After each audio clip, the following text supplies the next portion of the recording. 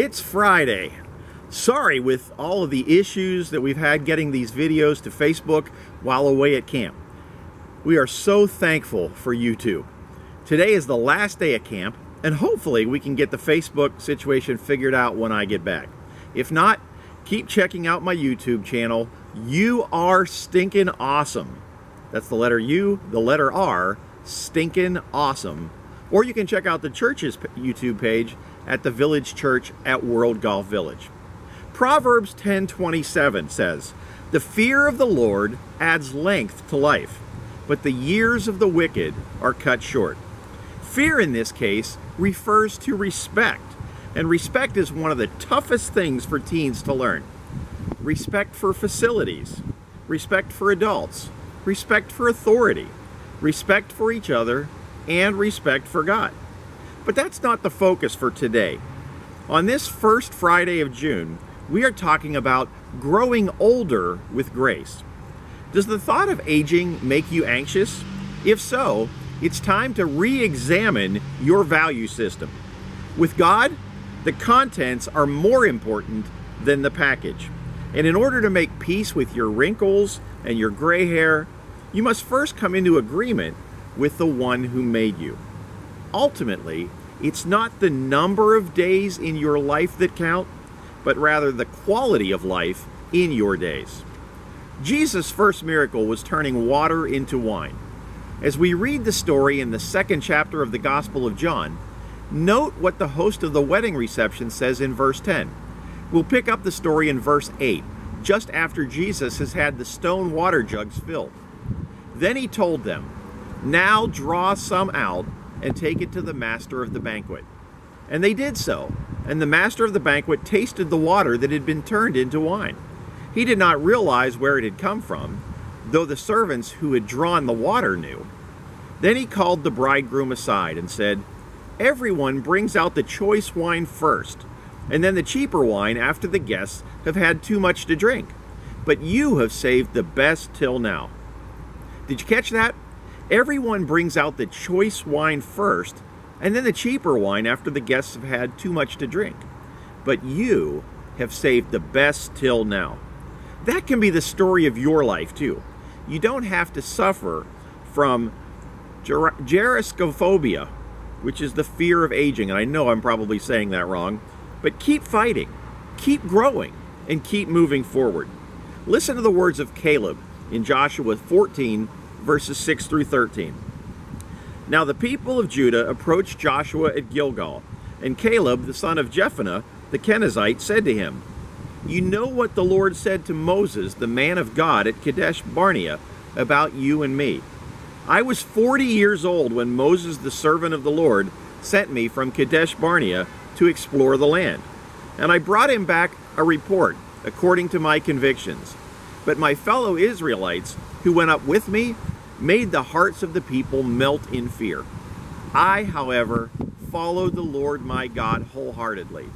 So on that day, Moses swore to me, 'The land on which your feet have walked will be your inheritance, and that of your children forever, because you have followed the Lord my God wholeheartedly.' Now then, just as the Lord promised, he has kept me alive for 45 years, since the time he said this to Moses, while Israel moved about in the wilderness. So here I am today, 85 years old. I'm still as strong today as the day that Moses sent me out. I'm just as vigorous to go into battle now as I was then. Now give me this hill country that the Lord promised me that day. You yourself heard then that the Anakites were there and their cities were large and fortified. But, the Lord helping me, I will drive them out, just as he said." Then Joshua blessed Caleb the son of Jephunneh and gave him Hebron as his inheritance. That's called growing older with grace. And we need that, because by the year 2030, it is expected that 20% of the world's population will be 70 years or older. And, God willing, I'll be joining them later that year. Millions of us will live to be 100 years or more old. When asked at his 80th birthday party how he felt about turning 80, the great general and our 34th president, Dwight D. Eisenhower, replied, It sure does beat the alternative. Anita Bogan died in 2007 at the ripe old age of 106. Her obituary in the Los Angeles Times is evidence of a life well lived. Here it is. People who watched Anita Bogan on the golf course might have thought that maybe we have it all wrong. Maybe old age is not the curse that conventional wisdom makes it out to be. Blessed with good health and a sound mind, Bogan spent most of her old age doing what she wanted to do, with a feisty, what's age got to do with it attitude. In the decades after her 80th year, she created a nonprofit foundation to build senior housing, made frequent trips to Las Vegas to gamble, opened a floral shop, played golf daily, adopted 2 grown daughters, took cruises to celebrate her 101st, 102nd, and 103rd birthdays, played poker, and inspired people. Simply by living, Bogan changed the way those around her thought about aging. On March 10th, when she passed away at a hospital in Lancaster, California, she changed their views about dying. Bogan, a resident of California City, was 106 and she died of a blood clot. I would hope to be able to get around half as well as she did when I'm 80, much less 106, Richard Hall, a longtime friend and former mayor of California City, told the LA Times this week. She was always active. She played golf up until she was 102. The Mojave Desert town that Bogan called home since 1972 was changed by her presence. Because of her, it has senior housing known as Desert Jade Villas, a housing authority that administers federal funds, and a street called Anita Bogan Circle. In 2000, on Bogan's 100th birthday, the Kern County Board of Supervisors declared an Anita Bogan Day. My father was a Methodist minister, and he taught me whatever community you live in, you owe it something. It owes you nothing, Bogan told a Times reporter in 1999. Born in Minden, Louisiana, on November 25, 1900, Bogan visited California in 1924 and decided to make it her home.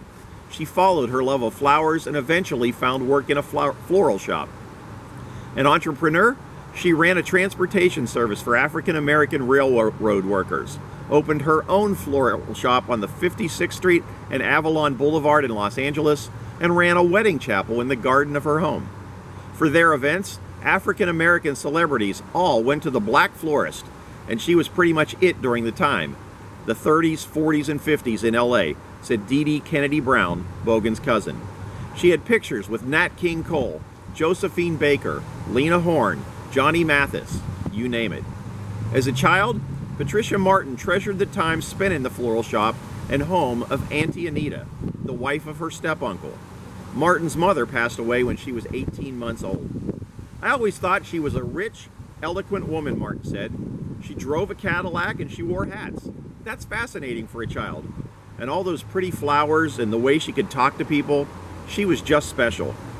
Martin and her cousin Gloria Foreman never forgot Bogan, even after she divorced their step-uncle and moved away. Years and years later, when Martin and Foreman were in their 60s, they found Bogan again. The 3 women discovered that their love for one another had not changed, nor had their need. My mother died when I was 18 months, and my cousin's birth mother had abandoned her, so we needed a mom, and Bogan always wanted girls, Martin said. I was just led one day to ask her to adopt us. In response, a tearful Bogan said she would love to.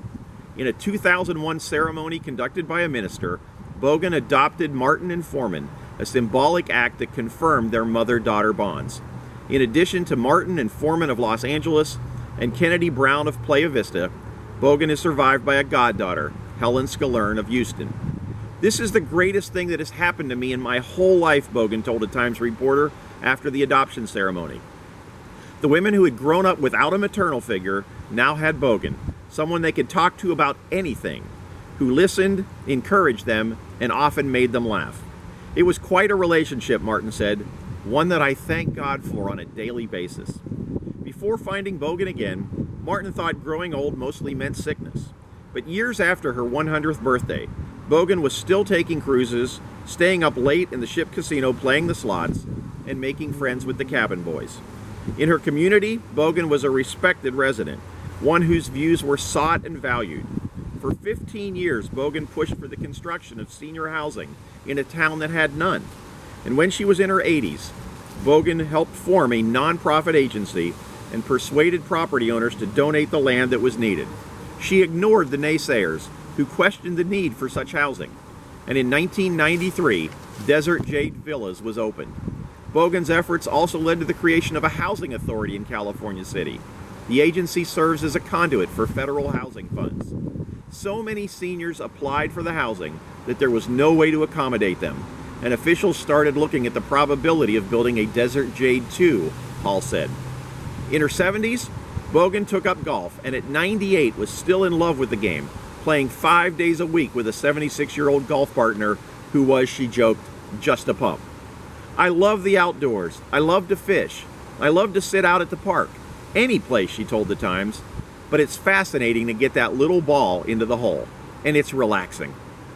She was not shy about her love for slot machines and always kept a suitcase packed by the door in case a friend called and suggested a trip to Las Vegas. Someone will call and ask, "What are you doing today?" And I'll say, "Standing in the road waiting for you to pick me up." To others, Bogan was something of a celebrity. People often wanted to hug her or touch her. Sometimes they wanted to know her secret for longevity. And she would joke, "You want to know? It's going to cost you." She approached death the same way she had approached growing older. As she lay in a Lancaster hospital, her voice still strong, her mind still sharp, she said to Foreman in her matter-of-fact, humorous way, "I'm going to miss you, kid." And to a caller who said that she would visit her the next day, Bogan responded, "You better come today.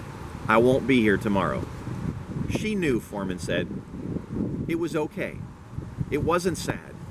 It almost made you think we all should be so blessed to have that kind of life that she had. It was so full, so giving, and she was still wanting to go on, wanting to be with people. Wow, talk about a life well lived.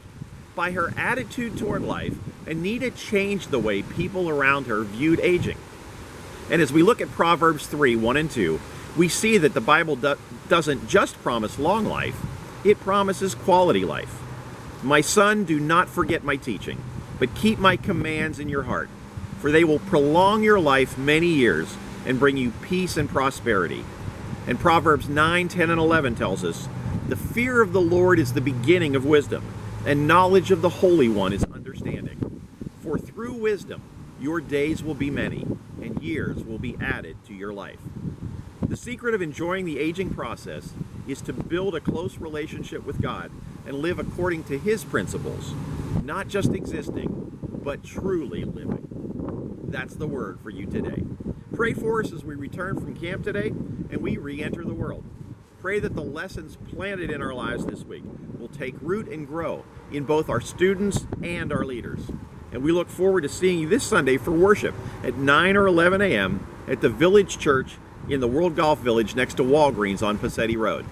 And if you're traveling or unable to join us in person, be sure to worship with us on our Facebook page or our YouTube channel at the Village Church at World Golf Village.